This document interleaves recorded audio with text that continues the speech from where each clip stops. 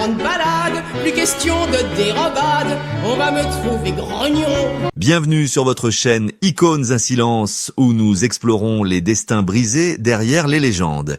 Imaginez une voix qui a bercé des millions d'enfants, une mélodie douce et rassurante qui fait partie de l'ADN de la France. Pour le grand public, Anne Sylvestre était cette dame bienveillante, une sorte de grand-mère idéale qui chantait les fabulettes et racontait des histoires de carottes et de nuages. Mais si je vous disais que cette image d'Épinal était en réalité un masque, si je vous disais que derrière ce sourire maternel se cachait une femme blessée, hantée par des fantômes qu'elle a combattus en silence pendant des décennies. Sous les projecteurs, elle était l'idole des cours de récréation, mais dans l'ombre des coulisses, elle vivait une toute autre réalité.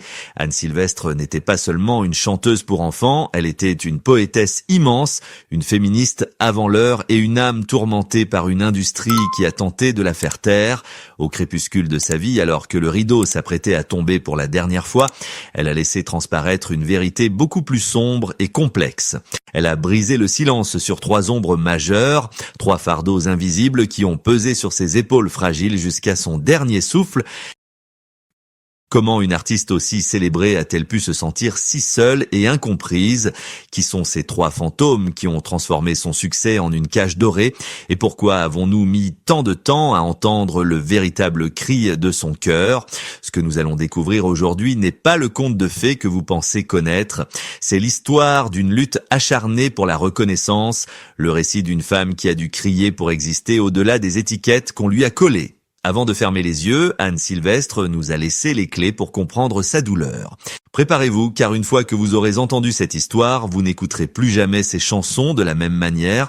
Tout a commencé pourtant comme un rêve, une ascension fulgurante qui portait déjà en elle les germes de la tragédie.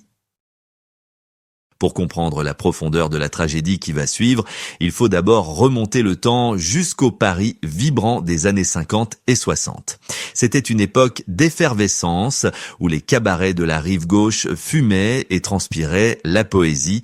C'est là, armée de sa guitare et d'une audace rare pour une femme de son temps, qu'Anne Sylvestre a commencé à tracer son chemin. Très vite, elle s'est imposée non pas comme une simple interprète, mais comme une auteure-compositrice de génie capable de rivaliser avec les plus grands noms masculins de la chanson française. Sa plume était acérée, ses mélodies envoûtantes, et le public sentait qu'une étoile singulière était née.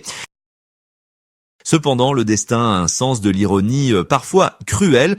En 1962, presque par hasard, elle décide d'écrire quelques chansons pour les enfants de sa famille.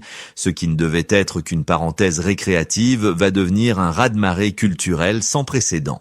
C'est la naissance des célèbres fabulettes.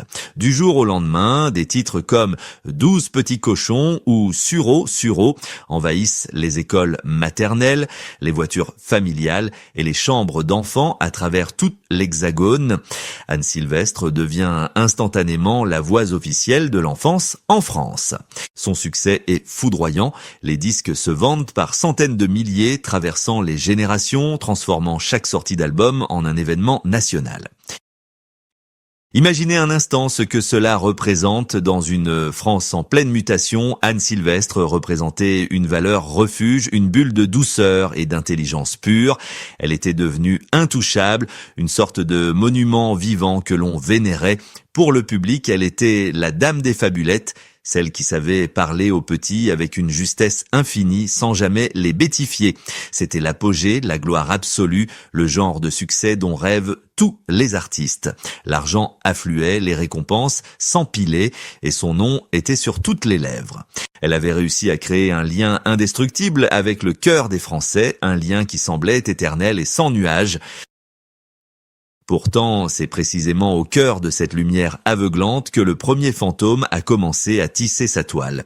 Ce triomphe monumental des fabulettes, aussi beau soit-il, allait se transformer en un piège doré dont elle ne pourrait jamais s'échapper. Sans qu'elle ne s'en aperçoive immédiatement, l'industrie musicale et les médias étaient en train de l'enfermer dans une case minuscule, beaucoup trop étroite pour son immense talent. Le public l'aimait tellement en tant que maman idéale qu'il refusait refusait inconsciemment de la voir autrement. Chaque sourire sur une pochette de disque pour enfants était un barreau de plus à sa prison.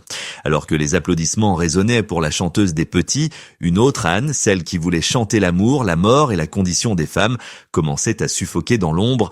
Elle ne le savait pas encore, mais elle venait de signer un pacte faustien avec le succès, et le prix à payer allait être une vie entière d'incompréhension et de lutte solitaire. Mais ce n'était que le début de l'injustice, car si le public l'aimait pour les mauvaises raisons, l'industrie, elle, allait bientôt lui tourner le dos de la manière la plus cynique qui soit.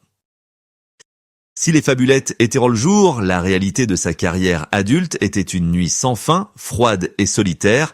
C'est ici que se révèle le deuxième fantôme qui a hanté Anne Sylvestre, une ombre insidieuse et humiliante, le mépris feutré d'une industrie dominée par les hommes. Alors que le public l'adulait comme une mère de substitution, les élites culturelles et les patrons de chaînes de télévision, eux, lui réservaient un traitement d'une cruauté inouïe. Imaginez la violence psychologique de cette situation. Anne Sylvestre écrivait des textes d'une puissance littéraire foudroyante, des chansons qui parlaient de la vie, de la chair, des tourments de l'âme, dignes des plus grands poètes. Pourtant, lorsqu'elle frappait aux portes des émissions de grande écoute pour présenter ses nouvelles œuvres, la réponse était invariablement la même, teintée d'une condescendance insupportable. C'est très bien, Anne, mais chantez-nous plutôt les petits cochons, c'est ce que les gens veulent. Elle était victime d'une forme de censure invisible, un plafond de verre blindé qu'aucune mélodie ne semblait pouvoir briser.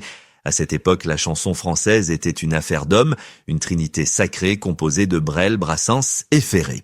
On la comparait souvent à eux, on disait même qu'elle était le Brassens en jupon, une étiquette qu'elle détestait par-dessus tout car elle la réduisait à une simple version féminine d'un génie masculin, niant sa propre singularité. Tandis que ses collègues masculins étaient célébrés comme des philosophes et des révolutionnaires, Anne, elle, était renvoyée systématiquement à sa cuisine et à ses berceuses. Les producteurs ne voyaient pas la femme artiste, ils ne voyaient que la dame qui chante pour les gosses. Cette réduction était une blessure ouverte, une négation quotidienne de son essence même.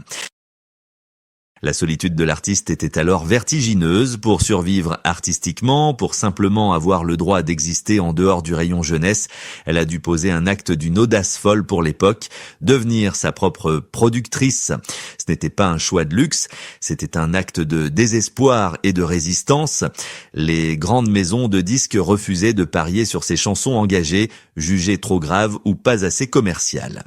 Elle s'est retrouvée seule à la barre de son navire, devant gérer les contrats, les pressions financières et l'indifférence des médias, tout en continuant à sourire sur les plateaux télévisés où on ne l'invitait qu'à moitié. Elle vivait une double vie épuisante, star adulée le matin pour les enfants, artiste incomprise et marginalisée le soir pour les adultes. C'est là le véritable drame de sa carrière, on lui a volé sa légitimité, on a laissé s'installer l'idée qu'elle n'était pas une chanteuse sérieuse, alors que ses textes étaient des joyaux de la langue française. Elle voyait ses chansons les plus poignantes passer sous les radars, ignorées par une critique paresseuse qui ne voulait pas remettre en question ses propres préjugés. Elle criait, elle chantait sa rage, sa soif de liberté, mais l'industrie avait décidé de se boucher les oreilles. Elle était riche. Elle était célèbre, mais elle était prisonnière d'une image qu'elle n'avait pas choisie, et le pire restait à venir, car si l'industrie l'avait trahie par indifférence, le destin, lui, allait bientôt lui porter un coup encore plus violent, un événement qui allait ébranler les fondations mêmes de son existence et la plonger dans une crise dont elle ne sortirait jamais tout à fait indemne. Les années passèrent et le troisième fantôme fit son apparition, sans doute le plus cruel de tous, celui de l'oubli et de l'indifférence.